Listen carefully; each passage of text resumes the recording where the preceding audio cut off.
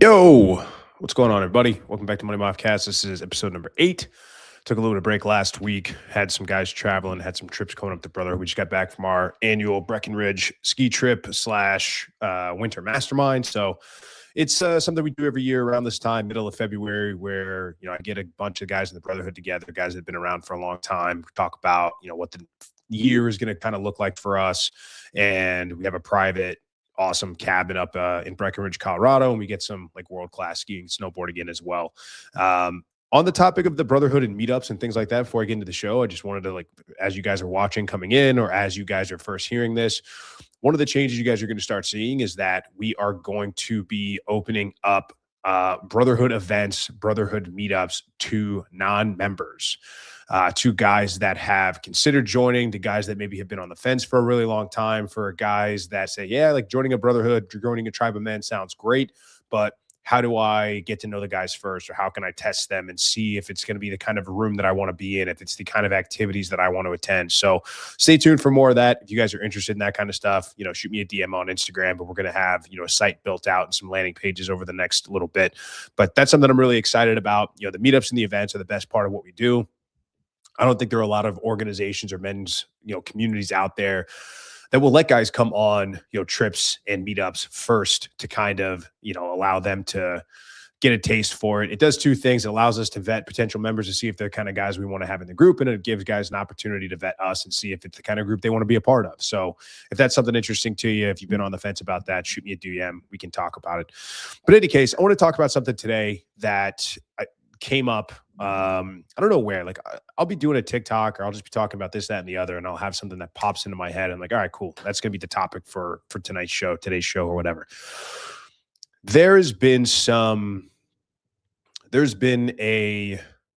don't know what you would call this, a belief or a prescription, or sort of this idea that you can vet a woman for long-term relationships, for her being a good mother of your children, whether this is going to be a good woman for you to marry, have kids, all those sort of things. It's been said, it's a popular sentiment that someone has said, and that I've heard, that I no longer agree with, that you should vet a woman for 18 to 24 months before deciding to get anything serious with her, to take her seriously into your life, cohabitate, become an LTR, whatever. And I think this misses the point. See, where the 18 to 24 month timeline generally establishes where that number comes from. And this is something that Dr. Sean T. Smith talks about in his book, The Tactical Guide to Women, which I haven't read in a long time, and I probably should. And he wrote another book a couple years ago that he actually sent me a copy and signed it, and I still haven't read it, which I should, because, good guy for doing that. But anyway, that's going to be next on my list. So he says that the 18 to 24 month period is generally about when the honeymoon phase wears off. And if you guys aren't familiar with the honeymoon phase, it generally happens for both men and women. Something is new, it's novel, it's fun, it's exciting. You're having a lot of sexual intimacy. You're going on trips. You're just really excited. And when things are new and things are just starting, like, everything is great. And it's really easy during that honeymoon phase to make decisions, to rush into things. I say rush, but we'll back up. It's really easy to make decisions via feelings and emotions that may have repercussions down the line that could eventually sabotage your relationship, or could be the end of your relationship, or could doom it from the start. This is what happens when a lot of people move in. When they say you're moving in too early, or getting engaged too early, or getting married too early, all these sort of things. What people consider too early is anytime you're not still in that honeymoon phase. That's when you logic things, or that's when you're going to start making decisions that your judgment isn't clouded, because you've gotten to know this person, you've spent time with them, the novelty of being around them and doing things with them is sort of worn off. I'm not saying you don't like this person anymore, but we're past sort of the 16-year-old teenage, puppy dog love, where you're calling them all the time and if you get a text, you light up because you're hoping it's them. Now, if you're a guy that's doing this, like you're already kind of sabotaged yourself. Like you're already kind of screwed. So, I mean, it's okay. Like the honeymoon phase is something that we all go through, but it's something that men should actively fight against because you're bound to make stupid decisions about the relationship, about the girl, about things you're going to do with your finances, marriage, the kids, all that sort of stuff while you're still in that honeymoon phase. And then once you get out of that, you sort of realize, oh, this is a side of her that I haven't seen, or this is a level of comfort where, she's no longer, she's gotten that she's not only past the honeymoon phase, but now she's grown certain in her status and her stature in your life and a hierarchy on your circle and all that kind of thing. So is the honeymoon phase real? Yes. I think on the best case scenario, that lasts for 18 to 24 months.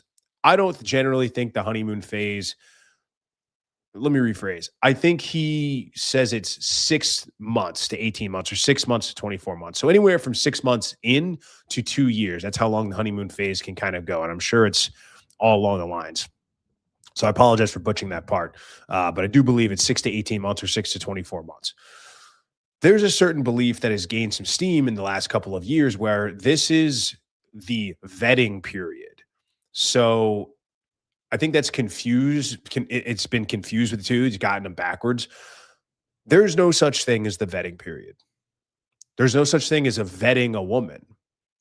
Somebody that says you can vet a woman and you can sort of run her through the ringer and put her through all of these tests. And if she passes them, then she's proven her worth as your wife or as the woman of your children or your cohab person or just the chick you're going to be with on a long-term basis, fails to understand the basics of women. Like you can't call yourself somebody that understands women at their core and then says that you can vet women. The two are just blatantly incompatible. And here's what I mean by that.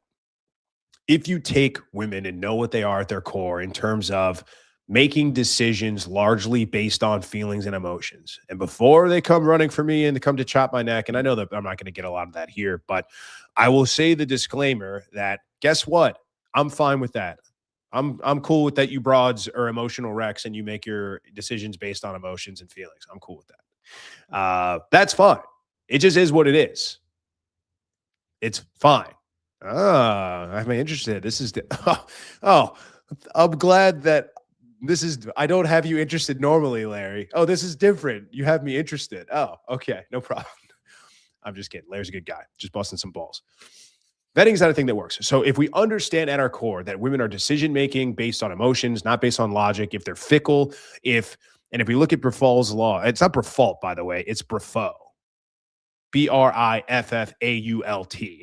I'm going to paraphrase this, but essentially, now, I don't want to get too far into it, but I'll actually read it off verbatim.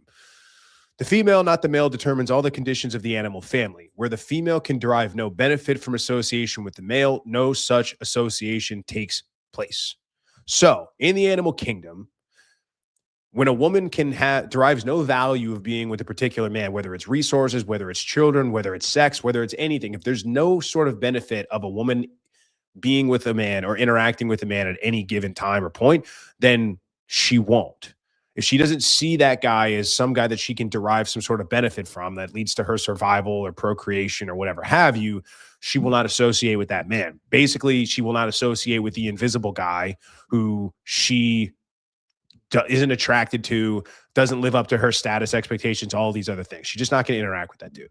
Now, I will say this in all fairness. Briffault did go back and say this is unique to the animal kingdom and it doesn't have parallels in humanity and patriarchal structures, which I think is just dumb. I don't think you can separate the two. Like humans are animals.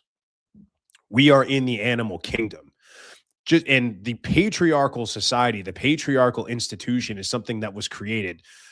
Not that I even think exists. I think sperm has always been cheap and eggs have always been expensive. I think even in patriarchal societies, you could argue that maybe at one point lived in a patriarchal society, but I would argue that at the point is like the point of a patriarchal society is to push people forward, is to make more people, is to procreate, right? And so Men are still doing things for women. Men are still doing things intrinsically for the recognition of other women and the recognition of men.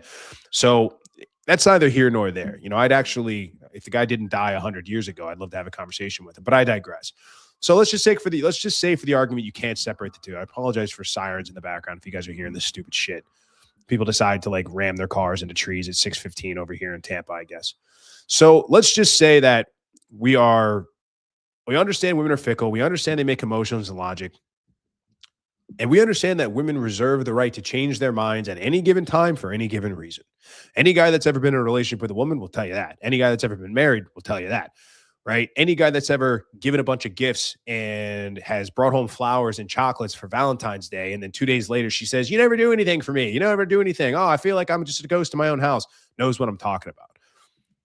It's really all about what you've done for me lately with women. They just don't have very long memories, or it's either that or they just get so used to a certain standard that it becomes normal to them. Like if you bring home flowers every day, that's no longer a nice thing. That's now the expectations. Now you're setting a pattern. Now you're setting a baseline. Eventually she's going to get bored. She's like, "Yeah, I'm tired of flowers. Like, when are you going to bring chocolates too?" Now you bring chocolates and flowers. And then that eventually gets bored and that eventually gets tired. So to sit here and think that after an 18-month period, after a 2-year period, and I understand the prescription, right? And I don't disagree with some of the things that are said in this term. It's like, see how she acts towards wait staff. I mean, that you don't have to wait 2 years for this. Take a trip and go somewhere and see how she reacts in stressful situations. See how she goes and does certain things. And again, I understand all that, but it's of my opinion that a woman is going to mirror however the leader or however you as the man in the relationship are acting. So if you're freaking out because stuff is lost and you're freaking out because people are late, or you're freaking out because you're doing all this, she's going to follow suit. If you're calm, you're stoic, if you can't let this bother you, yeah, maybe she'll get a little bit antsy. But for the most part, if a woman really likes you, really respects you, wants to fall in line, follow your lead, is the woman that is looking up to you like you're a god, she's going to take all her cues from you. You could say, "Oh, the plane's delayed 2 hours and now we only have 30 minutes to get to the next one." If you start losing your shit, she's like, "Oh shit, this just got serious." Versus if you're just like, "Yeah, whatever, 30 minutes isn't that long a time." Now you could be shitting your pants, figuratively. You could literally be shitting your pants on the inside. You could be freaking out saying, "Holy fuck, like 30 minutes is not a lot of time. We're going to have to get on our ass. I get to get on our horse." And then I'm using an analogy. Maybe it's 45 minutes, right? There's a way to communicate that. There's a way to communicate that some things need to happen. Like, hey, we're going to have to move our ass, but you're not freaking out, right? You have a plan and you're moving forward. So I also just don't agree. Now, I've dated women before, like my ex from years ago. I remember we did a vacation in Mexico one year and we were going to go on some excursion and the bus picks you up and it takes you around the different, resorts and islands and stuff like that. And it was late and now she's losing her mind. She's freaking out. I'm just kind of sitting there like, whatever, like they can get here when they get here. Obviously, knowing what I know now, this is not a woman that was following my leadership. She definitely wasn't in my frame. Like, she needed to be the leader in this situation. She looked at me as like, "I can't believe you're not freaking out more about this. You must not give a shit. You must not care," right? The polarity of the relationship was completely backwards. So knowing what we know now, that women take their cues from men, that they're emotional creatures, they can change their mind in a turn of a dime, and they look to you to see how you are carrying yourself or how you're acting, and they're a reflection of you. To sit here and say that after 18 months, 6 months, 2 years, that you've put her through all of the tests, you've put her through all of the, situations where you can see if she's worth it. You've given her all of these tasks to see if she will accomplish. And then you just say, "Okay, cool. Now we can move in together. Now we can get married. Now we can have kids." Like, you've passed my ultimate test. You are a dumbass. You're a dumbass. The only thing that you have into keeping your relationship alive on a long-term basis, if that's what you want to do, if you want to have kids and you want to do the LTR thing, most men out there want to do the LTR thing. Most men out there want to have kids. Most men honestly want to do the LTR thing, even if they already have kids and they're single. I'm not knocking it. I'm just saying, calling it like it is. Like, most guys want to be in relationships. Most guys don't want to spin perpetual plates. Most guys don't want to be perpetual bachelors. Most guys don't want to date girls 3 months at a time and then go find new ones. I get it, especially guys with kids. And I understand why. So let's just say we're talking about the majority here. We're talking about guys who want to be in LTRs. Your job never stops. Your job never stops. There's never going to be a shortage of stressful situations. There's never going to be a shortage of situations where you're going to need to be on your toes or be on your P's and Q's, and you're going to need to know what to do next. There's never going to be a situation where you don't need to be stoic and you don't need to be the guy that solves problems. Why do you think that after, like, this is the kind of stuff that gets guys fucked up? Like, this is the exact type of, this is the advice that actually kind of gets men to justify going back and being the lazy sack of shit that got dumped or divorced in the first place. The way that guys generally go through life, like the plugged in blue pill guys, the way they go through life generally is, I'm going to get a girl, I'm going to find a girl, I'm going to marry her, I'm going to have kids with her, I'm going to do the white picket fence in the ranch house, and then I'm just going to kick my feet up in front of the TV and the lazy boy and drink beer and watch football for the next 40 years. Like, I've done it. I've won the game. And if you've been on this channel for any point in time, or you have never seen me talk, if you ever seen me talk in general, you know that's bullshit. You know that your work never stops. You know the tests never end. So on one half, it's like, oh, well, just date her for 2 years and then take her seriously, versus you can never rest and you can never relax. Those two are incompatible. Like never the two shall meet. You can't have those. This is a basic fundamental misunderstanding of women in relationships in general. So what's the key, Moff? What's the secret? I can't vet her, then what do I do? And it's really, really, really simple. It's not vetting. It's boundaries. It's just boundaries. It is setting boundaries, and it is ruthlessly adhering to those boundaries no matter what. That's really it. You don't have to worry about, because any situation that you can put a woman in, like, let's go back to a common one is like, you know, she gets flustered and frustrated because the bags got lost at the airport. That's actually happened to me when I was traveling with a chick, right? And it's like, yeah, it's a bummer. Yeah, it sucks. But am I going to flip out and freak out? No. Is that going to help get the bags back? No. I mean, I'm going to go to customer service and figure out what they are, make a plan? Yes. Now, this girl did not freak out and she did not lose her mind. But if she had, it's the exact same thing. Hey, guess what? I don't take women seriously that do that. I don't take women seriously that are going to throw temper tantrums in public. I don't take women seriously. They're going to freak out when I'm trying to, that you're distracting me from solving the problem. I got to take ownership here. It's my fault that I am allowing her to do this, right? But I sit here and say, like, hey, but in reality, her throwing a temper tantrum, her being annoying, is taking my attention away. It's diverting me from solving the actual problem, which is locating the bags and getting them. My job is not to calm her down. Making her happy is not in my job description. This might be go for next week, but like, this is what a lot of guys have to get through their heads. If you're in a relationship and your sole reason for being in that relationship is to make her happy, or that's your number one priority, you're fucked. You're just fucked. Like, you're never going to, like, it's never going to work that way. It's never going to work that way. You are saying that your whole relationship is contingent on you having this fleeting emotion, because happiness is a fleeting emotion, just like everything else is. That's why people are saying, I just want to be happy. I'm like, you're retarded for saying that. It doesn't make any sense. It's like saying, I always want to be having a good time. It's like, you are a 2-year-old.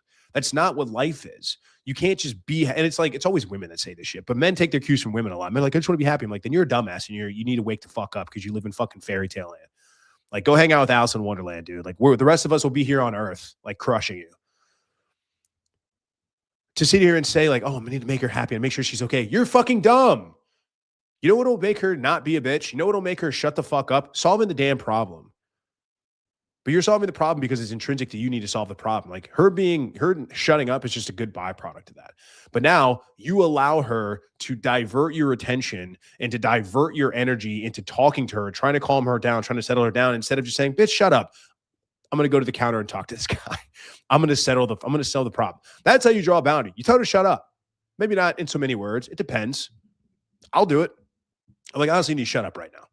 You know why? Because nobody else will. Her dad probably hasn't.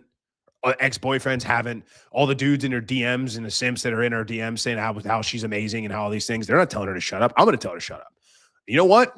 You guys aren't going to like this. If you're a fan of me, don't say, ugh, fan, gross.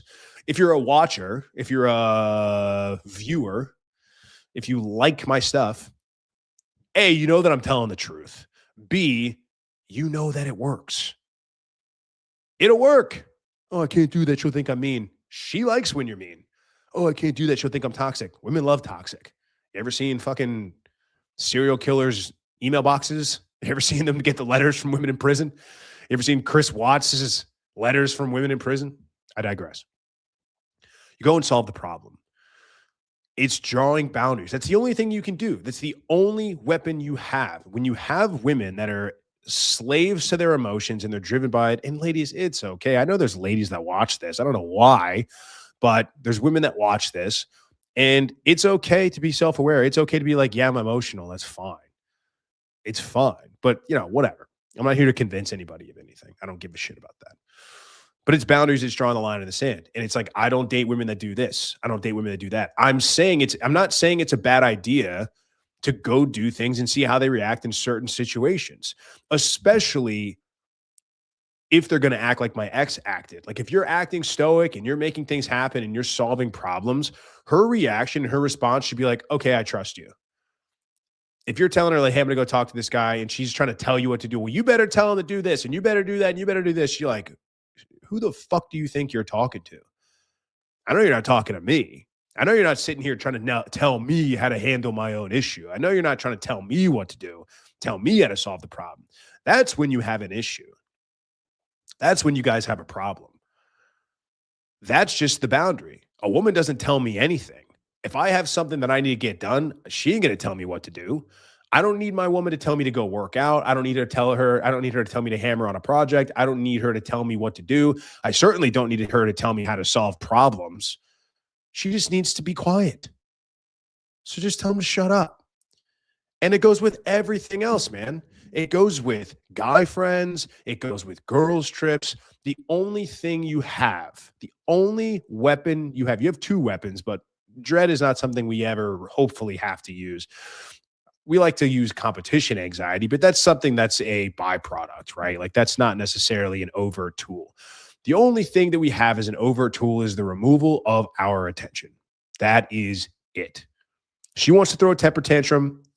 You engage, you lost. She won. She's a pig rolling around in mud. She wants nothing more than you to roll in the mud with her. Because guess what you're doing now? You're validating her feelings. You're conditioning her that it is okay to freak out because then she's going to get your attention. You're conditioning her that when she stomps her feet and throws a tantrum and says, look at me, look at me, look at me, you're going to do it. That's why yelling at dogs when they're barking doesn't work. They think they're just having a conversation. They love when you bark at them. They love when you rough and yell back. When you say, stop barking, dumbass, they just think like, oh, he's having a conversation with me. Same thing for women. They just want your attention. Even if it's angry, they love it. They get off on that. They ask any woman. She'll lie to you if you tell her straight up. We'll see if we can get some girls on the call tonight to maybe admit to this, but women won't tell you this, but it's true. They'd rather have you yell at them than ignore them. They'd rather have you screaming at them, calling them names, telling them that they're fucked up in the head than just ignoring them and pretending like they don't exist. Because one is validation. At least you're taking the time out of your day and you're exerting emotional energy to yell at her. And if you're not, like indifference is way worse than hate. It's the worst. Apathy and indifference, way worse than hate and anger. So that's it. It's boundaries. I mean, there's no other way around it. But this idea that you somehow like have this checkbox, like this clipboard with all of these tasks or all of these life events, we're like, how did she do during the losing baggage test? She was fine. Okay, guess what? Maybe in the future, she won't be fine. Maybe there will come a time where you will if this is how you operate with women and this is how you go through life, there will come a time where you will let your guard down and you will freak out and you will do the dumb shit, or she will do something or say something because, dude, honestly, this is why dum-dums, and it's like, I know you guys know this. You guys aren't even the ones that I have to say this shit to, but this is why when people say things like, you just have to find the right one. That was my Trump, by the way. I don't know. I didn't mean to do that, but you guys give me a thumbs up in the chat if you think that was a good Trump impression. That was like old school Trump. That was like Apprentice Trump. You got to have the right one. You got to find the right one. You just haven't found the right woman. You just blah, blah, blah. All this bullshit. It's like, no, you're all pretty much the same. Like people are way closer. People are much more similar than they are different, right? Like we're talking about like they're 99.9% the same. There's not a lot that makes people different. Like most people are driven by their instincts and behavior. And like we live in a world that we, have gotten away from that, but that's a topic for another time. There's going to come a time where your guard lets down, where she says something, you freak out, you lose your shit. Or you're going to be like, dude, she wasn't like this. Mom, she wasn't like this, man. I don't know what happened. She wasn't like this in the first year and a half or so. It's like, no, dude, because you were on your P's and Q's for 18 months, for 24 months. You were on your shit. And then you thought because you hit that magical 18-month period, or you're like, 2 years, no issue. Guess that means I'm going to wife her up. She did good for 2 years. I guess that means I can just push my chips in the middle and then cash out. It's going to be good for the next 40. It's not like that, man. You don't even get any credit for what you did yesterday. And all this is doing is saying, guys, she doesn't get any credit what she did for the first 2 years. She has to earn her place in your heart. She has to earn her place in the hierarchy of your circle every fucking day, just like you do. All we're trying to get you guys to do is look out and say, look, man, you're allowed to look out for yourself. You're allowed to draw boundaries. You're allowed to have preferences. Everybody out there is telling women to have these bare minimum checklists and all this bullshit about what they will accept and what they won't accept. And the minute a man raises his hand and says, yeah, I think it's fucking dumb when women go on guys trips and I wouldn't allow my woman to do that, or I wouldn't be with a woman that does that, everybody comes for your neck. And men out there are crumbling, and there's not a lot of men, dude, everybody's got their breaking point, right? Like everybody's got that. I'm not saying that you're a weak man for letting people shout you down. I understand how that shit goes, bro. This is why I bang on the drum of my community so much. This is why I bang on the drum of guys needing a tribe, guys needing people they can talk to, because I'm telling you, if you don't have that, if you are surrounded, you might be the most based motherfucker on the planet. You might be like, men and women are different. We have our cons, we have our pros and our cons, we have our strengths and our weaknesses. Women are like this, men are like that. It's okay. I'm not mad about it.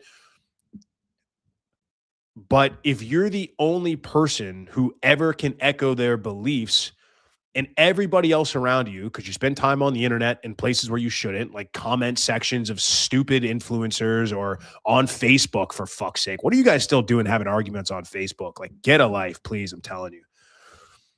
Instead of having these conversations and being reaffirmed by your beliefs for the guys that have your back and guys that care about you and guys that go through the world the way you do and see life the way you do and be able to talk to them, if everybody in your environment is telling you that you're an idiot and men and women are the exact same, and you're a blatant racist, misogynist, red pill incel whose mother never loved him, or you're just gay and you are better off to go fuck dudes, on a long enough timeline, you're going to start believing that shit. They can break Navy fucking SEALs. You don't think they can break you? Shout out to Navy SEALs. If there's any Navy SEALs watching this, respect. Although I don't think there probably aren't any. As much as we have ties to the, we know guys in the SEAL community, utmost respect for you guys, and obviously the U.S. military as a whole. And shout out to the veterans in the Brotherhood. I know you guys are out there watching. The point being, subconsciously or consciously and subconsciously, you're a product of your environment. You might just be like, nope, this is dumb. This is dumb. This is dumb. I've had moments like that, dude, even me. And I consider myself a very mentally strong person. I consider myself very go against the grain. I consider myself somebody who just is like, dude, like 99% of the world's fucking nuts out there. But I've found myself in certain times where it's like, fuck, man, like, am I the fucking crazy one here? And then you just don't know what's what. And there can be those times where you're like, fuck, man. Like, because at the end of the day, we're community animals. We really are. As much as men have these fantasies of this lone wolf shit, it doesn't exist. As much as we'd love to be like, well, you know what? If the whole tribe, let's not use the tribe, but like, let's just say if my whole society was against me, if there was 100 of us and 99 people said I was wrong and I was the one person who thought I was right, I just wouldn't care, bro. I would just go to sleep knowing that I'm the one who's right. If they want to kick me out of the tribe, that's fine. I'm a lone wolf Sigma badass. It's like, no, you're fucking retarded. and you're probably going to end up dead, because if you go against the grain of the society, or if you can't at least find your pocket of people. Now, if you could say, out of this 100 people, I know there's like 10 of them, maybe it's 5 of them that agree with you. Maybe all you need is 3 or 4 others, and that's enough, because there's strength in numbers. But if you're the only, eventually your instincts for being a community person, needing to rely on the tribe to survive, will override any sort of like, no, I'm too mentally strong for this. It's just not going to happen. It's the importance of surrounding yourself with people that think like you, act like you, are the people that you want to be like, are the people that you want to be, et cetera, et cetera. So it comes down to boundaries. Every guy should know what they will accept and what they won't accept in relationships. Now, this is something that me and TC talk quite a lot about. This really only has bearing if you're a guy that wants to do the LTR thing and have kids. Honestly, I don't even think that it should matter unless you want to have kids with this chick. Because honestly, man, if you don't want to have kids with her, like, what's the point of getting in an LTR? I really don't see it. You got to constantly do new stuff. You got to constantly think of new ways to keep them entertained. Not necessarily, but you're going to keep chasing excellence no matter what. So hopefully that's something that's just ingrained in your brain. But they intimately know all these things about you. Like, they know your weak points. They know the chinks in your armor, because we've all got them. And so it's like, why do it? Like, I'd love for a guy to come to me and explain to me and give me an argument for getting into an LTR, a committed, monogamous, long-term relationship with a woman who they don't intend to have kids with. Now, I can understand if you're over a certain age and you just aren't winning in the dating market. There are guys out there that are seasoned, where I can see how that would make sense. But also, there's also dudes out there in their 60s that want to like date 30-year-olds, date 20-year-olds. And I don't know, whatever, man. No more power to you. But again, like, what I'm saying is, there's really no reason to draw boundaries and like hold women to the fire. There's really no reason to do all this LTR stuff and put yourself in a situation where you've got to constantly, be monitoring this stuff, or that you have to at least be aware of it. Because I'm not saying that you need to constantly be like, oh, like checking her, like, what's her status today? Like, is she a bitch today? Is she nice today? Like, that's not what I'm talking about. I'm more talking about, like, if a chick gets out of line, you can just drop her. You don't need to have these, you don't need to go through the song and dance. Like, if you're traveling with a chick and she wants to freak out on somebody and she's like, oh, our luggage is lost, you need to fix this. You're like, bye. Like, I'm leaving you wherever the hell we are. Good luck getting a one-way ticket back, because it ain't going to be with me. Peace.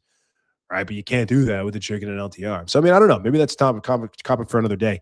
And maybe that's something that me and TC will chop up tomorrow. So it all comes back to boundaries, guys. And like, let's do a really quick crash course again on how to set boundaries for guys that may be learning this for the first time, or guys who just need a refresher. Now, there's kind of 2 ways to set boundaries. People think this is manipulative. They think it is whatever. It's really not. You're allowing them to make the decision on whether they want to be in your life or not. That's really all boundaries are. You are setting a thing for yourself. You are setting a boundary that aligns with the kind of people that you want in your circle, and the kind of company that you keep, and the kind of woman that is going to get to have access to you. That's all boundaries are. Your boundaries are not telling people they are allowed to do something or not allowed to do something, unless it pertains to you. I mean, but there's no control when it comes to boundaries. Now, some women love that shit. Some women love to be controlled. Some women are like, I want my dude to tell me everything. I want him to tell me what color nails to paint. I want him to tell him how long my hair should be. I want him to tell me whether I'm allowed to wear makeup or not. I want him to pick out my dress if we go out. I think that's fine. I think that more chicks should do that. I think if a girl is not relying on her man for a lot of those decisions, and that, like, she wants to impress him, like, it's the only opinion she should give a shit about is his. So, really quick, boundaries is, I do not date a woman. I do not keep men around me. I do not have people in my inner circle that do XYZ or refuse to do ABC, because you can spin it either way. And that's really it. All you're doing them is giving them an opportunity to get on your program or keep doing whatever they're doing. Whatever the undesirable behavior is, you can just say, hey, I don't accept people into my life that do that. Because here's what happens. Let's use an example. Larry, I'm going to get to your comment in a second. Guy friends, right? A lot of women have them. Like these are the most common examples, right? Guy friends, ladies trips, girls trips, whatever. Hey, where are we? I want you to take me seriously. Like, all right, like I think that you're a chick that I could take seriously at the next level, but I got to tell you, if we're going to do that, then here's something you have to know about me. I don't take seriously women. And you don't even have to do this for let me back up. You don't even have to wait for the what are we speech. You really don't. Like you can have this on the first date. Now, TC and I talked about this before. You guys can go back in that, whether it's like testing women. You can see this as a test, but really I just like to say like, hey man, like this is what I'm doing. If you're not about that, then cool, there's the door. I don't date women that keep guy friends around. I don't date women that talk to other guys that are, heterosexual guys. I certainly don't keep women around that talk to exes or guys that have tried to shoot the shot at her before, anything like that. I don't care if you've known him for 25 years. I don't care if he's a family friend. I don't care if he is your sister's cousin's brother who, what? I don't care. I just don't care. I don't keep women around. I don't accept women into my life or get into relationships with women that keep guys around. Now, she has a choice. I could have said, if you're with me, you're not allowed to have guy friends. I am making the decision for you. You will not have guy friends. It's the same thing. And I guess you could see this as if you really want to crank it up and see how submissive a woman is, or how there's another word that TC likes to use. We don't use submission anymore. We like to use, I'll talk about it. I'll ask him tonight. I can't remember what it is. We talked about it this weekend in Breck. But in any case, you could really try that and say, like, you're not going to do that. Again, like, I don't think that's necessary. I think it's going to be too much of a knee jerk, and I think it's going to be too much. Even if there are women that would give up guy friends for you, there's this knee jerk reaction they have where they're like, oh, this guy is telling me what I'm allowed to do and not do. I don't see that as a good thing for me to invest myself in. So really, when you say like, hey, I don't take girls seriously that do X, Y, Z, you're giving her the option. You're saying you're forcing her to have the conversation with herself in her head. And this is what really will determine if your relationship has any chance to work at all. If she starts fighting with you over keeping guy friends, if she starts fighting with you and saying, oh, well, he's just really a friend, or like the guy friends are really important to me, or like, oh, you're not one of those red pill guys, it's just over. That's just it. You don't even entertain the conversation anymore. You're like, oh, okay, I see what this is. Bye. Check. See ya. Enjoy your life. She could turn around and just say, okay, perfect, great. She may even ask you, well, explain that to me more. I'm curious. I've heard that before. Inquisitiveness is good. If she's seeking to understand, that's still a good sign. A girl that will blatantly just be like, okay, you're like, okay, wow, this girl's really, really into me. But I think that's probably pretty rare. So if she's asking questions, if she's inquisitive, she's like, well, explain that to me because I've heard that before. I'm not really understand why. And you say, okay, well, here's why. And then if she goes along and she's maybe agrees with you, and there's a way to do it in a comedic manner. I'm not going to give you guys a free first date lesson here, but don't try to red pill chicks. Like to be like, well, like evolutionarily speaking, there's a way to do it that doesn't make you sound like a complete fucking nerd. So let's work on that. But if she's saying, oh, cool, that actually makes sense. Or like, oh, yeah, those guys are like always trying to fuck me. Like, oh, those guys have, oh, yeah, I can see that. Okay, there's hope for her yet. But she has to evaluate in her mind, is this a guy that I would give up the attention and the validation from all these other guys? Because it doesn't just stop with guy friends. It goes a step further. It's all external validation. You're not posting any pictures on Instagram, reviewing any bikinis and racy shit like that. Ideally, your Instagram is private, or you don't even have an Instagram. If you do have an Instagram, it's faceless and nameless, and you're using it so you can follow pages of like cooking Instagrams or like book Instagrams or stuff that is going to be useful to me. You're not following like dudes. You're certainly not following like OnlyFans girls and like these retarded reality show bitches. You're not doing anything like that. All this stuff goes further, right? So if she can in her head be like, you know what? I like this guy enough. This guy is that guy that I would give up all external validation from all other men because this guy's validation is the only thing that matters. And I'm telling you guys, man, if you're going to have kids with a chick, That's the only answer. The only type of woman you should be putting kids in is the kind of woman who looks at you and says, "You are the only validation I need. You are the only answer that I need. I don't need other people's opinions. I don't need, especially other men, definitely not other women. There's no reason that your girl should be talking to other people outside of your relationship about your relationship other than saying how fucking amazing it is and how cool you are and how much she's obsessed with you.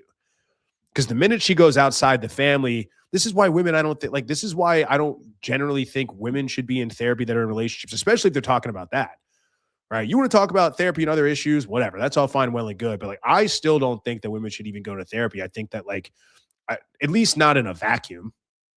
Maybe there's something you need to really get through, and maybe there's a guy that just, whatever. Like, we're not going to go down that rabbit hole. But the point is, you are the only answer. There's the only, she looks to you for everything. Hey, like, what did you read about this? What do you know about this? Like, she should be coming to you for literally everything. Now, you guys might think that's exhausting, but that's GBD, my friend. All right. You just don't get to separate it. Like, you don't get to have one without the other. There really doesn't exist that middle ground. There really doesn't exist. I mean, there does if you, it's going to sound bad. There does if you train her to be that way. Let's say socialize, or let's say mold. Is there a better way than train? Let's go with train. If you train her this way, it'll work out. What I'm saying is, this is also part of being a leader. I did a reel on this. I don't know if I released it. Maybe I'll release it tomorrow.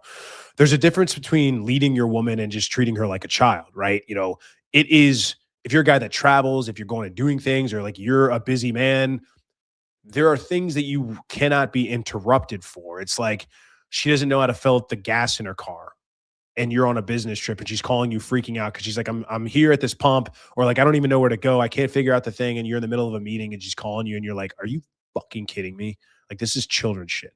But at this point, that's up to you. So don't do too much, but don't do too little. You got to find that. You got to find that happy medium.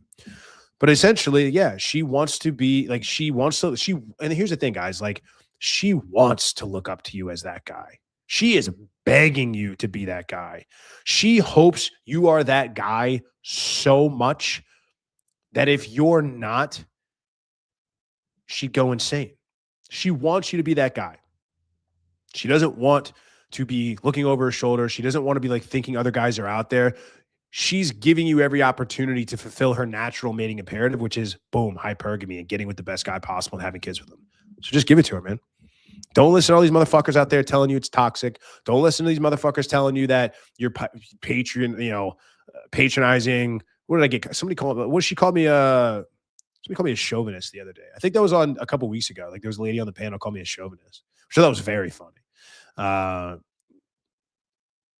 Misogynist, incel, red, whatever the fuck it is. Just don't let them do it. And if they do it, point and laugh at them and be around people that are going to be like, yeah, those people are fucking retarded and they're fucking nuts. We'll start to wrap this up. Actually, I'm going to get to Larry's comment here. With an LTR, you don't have to keep, let's put it on the screen. With an LTR, you don't have to keep explaining yourself. I do agree that living apart helps a relationship occasionally not fall. Look, man, I will agree. Like, for most guys, shouldn't do the cohabitation thing. It's fine. If kids are not involved, I certainly don't think cohabitation should be a thing. I'm not as, let me be very careful when I say this. I am not anti-cohab. Oh, sound the alarms. I am anti-cohab if a guy doesn't understand the pitfalls, doesn't understand the dangers, goes into it for the wrong reasons, and doesn't know how to mitigate danger and doesn't know how to walk that line and navigate that well, which is the vast majority of guys. So for vast majority of guys, don't do it. Here's what the vast majority of guys think that living together is going to be. We're together all the time, so I'm never going to have to take her out on any dates or take her out anywhere because, like, oh, we're already here. The average guy who cohabs thinks like, man, I'm not getting laid that much when we're living apart because I can only be over there like maybe once a week or on the weekends. But if we live together, I'll be getting laid all the time. Like, I'll have to push her off of me. Generally not what happens unless you know your shit. We're going to be together all the time. It's going to be nothing but good times. We love spending time with each other. It's just going to be so amazing. We can watch the TV shows whenever we want. Like, oh, I get to see my best friend. Oh, my best friend. I get to see my best friend all the time. Not really how it is. You know, you get the luxury of seeing her out on day. When you don't live together, you get the luxury of going out and seeing her look her best for you. You get to go see her dolled up and made up, and she's putting on a dress. Like, oh wow, like what the hell? She's putting on this good shit. Now you get to see her at home, and she's like pissing with the door open. Like, that's the reality. Unless you draw hard boundaries, you got to be able to draw hard boundaries. The only way cohabitation really works, in my opinion, without kids, is that you have to understand the reasons that cohabitation fails. You have to understand the dangers of cohabitation. Dr. Terabin talks about this. The three major things that now you can have a lot of one. There's three major things. If they're maxed, I like to think about them as like a scale, 0 to 100. So you've got proximity, you've got exclusivity, and you've got what's the last one? Familiarity. Okay. Proximity is just how, like, you could say proximity and familiarity are kind of the same thing, but proximity is like you're just always around them, right? That's what proximity means. You're next to them. You're in the same space as them. Familiarity is like there's no surprises anymore. There's no mystery. You know what they're doing at any given time, day, hour, week, month, year, whatever. Like they're always around, so you always know what they're doing. There's no mystery. It's not like, oh, is he out doing this? Like, I wonder what he's up to. I should text him and check him. Like he's just right there on the couch watching TV or playing video games, eating popcorn. And then exclusivity. And this really is not necessarily the literal meaning of exclusivity, where it's like, if you don't screw other women, she's not going to love you. That's not what that means. It's the idea that if she knows in her head and in her heart that she is your only option, if she's convinced that you could not go out, if you guys had a fight and you're like, I'm going to go out and pick up a chick at the bar and take her to a hotel and bang her brains out. If her reaction is not, oh my God, don't you dare. Or if she doesn't actually think for a second that you actually could do that, if she's not like, oh my God, like, no, you're not going to do that. Are you really going to do that? You wouldn't do that. Please don't do that. That's how you want her to react. If she goes like, yeah, right. Who's going to fuck you? That's going to be a bad time. That's what I mean. If she is convinced in her brain that there's not a woman on the planet that you could go out and pick up tonight, or if you couldn't just text some chick from your past and be like, come over to this hotel, that's a problem. That's when exclusivity kills you. It's not the literal meaning of exclusivity where it's like, if you are monogamous and you only bang your broad, then you're fucked. That's not what that's like. It's how it is in her head. As long as all three of those are not maxed out, I think you've got a chance. Right? I think you've got a chance. I think the worst one, though, I honestly think the worst one is exclusivity. I think that's the number one thing that will kill you in a long-term relationship. Competition, anxiety, and dread, as dark and Machiavellian as it is, it works. Guys are afraid to use it because every woman out there is saying, oh my God, you're so manipulative and you're like an evil person. It's like, like, shut the fuck up. Like, I'm going to do what's going to work for my relationship, and all you people, none of you motherfuckers are a part of this. It has nothing to do with you. Shut the fuck up. That's what you say to those people. Proximity. If you're a guy that works from home, don't be at home all the time. Go get an office. Go buy a second fucking apartment if you can afford it. I don't know. Just go somewhere during the day where you can work. Don't be gay and like go to Starbucks with your laptop. Like, you're not a fucking soy-lennial. Go buy some office space or a shared WeWork space. Go in there and just get the fuck out of the house. Even if all you do is on your computer, it doesn't matter. Just get the fuck out of there, right? And then the other one is familiarity. It's like, it's easy to keep things. It's not that difficult to keep her guessing on things, right? Like I said in the very beginning of this, you don't want to be the guy that's just bringing home flowers every single day. You want to bring the flowers home like whenever the fuck you feel like it. You want to bring home something nice. You want to get your girl a treat whenever you feel like it. You might not always feel like it. Sometimes like, oh, yeah, okay, it's been a little while since I got her something. I should get her something. Because guess what? Her baseline is not getting shit. Following? Her baseline is he just comes home every day and he doesn't have a gift for me or doesn't have flowers or chocolates or whatever. And then the time that you do, she's through the moon, man. She's over the moon. She's through the roof. She loves it. She's like, holy shit, you got me flowers, or you got me a candy bar, like, or you got me a bag of Skittles. Be a Skittles man. Shout out to Chateau Artiste. And she'll remember that, dude. She will remember that. She might not give you credit for it. You don't get to be like, hey, look, remember 2 months ago when I bought you those flowers? Why are you bitching at me? You don't get to do that, my friend. I'm sorry. But she may look back on that and she may say, like, wow, that was really nice. She may drop little subtle hints. Remember when you got me flowers 2 months ago? I really, really appreciate it. That was really nice. You'll be like, okay. And then you don't get her flowers the next day, because then obviously anytime she mentions flowers, she knows that you're going to get her flowers. Maybe you wait a couple of weeks or whatever it is, but you kind of file that away mentally. Putting you guys on some free game right here, man. You got to start charging for this.